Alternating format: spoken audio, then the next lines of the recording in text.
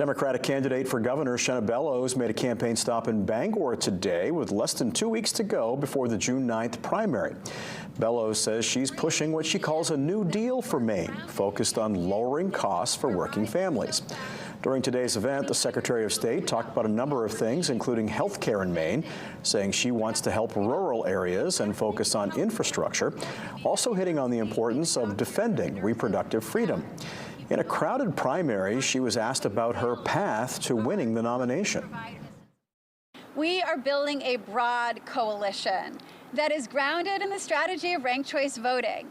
I am proud to have been endorsed by Graham Plattner, by representatives in the legislature, by the House BIPOC caucus, folks who are urging people to rank me #1, or if I'm not your #1, #2. And that is my path to victory. Bellows says if elected governor, on day one, she would introduce tribal sovereignty to the state's indigenous population, something she says she has been working toward for decades.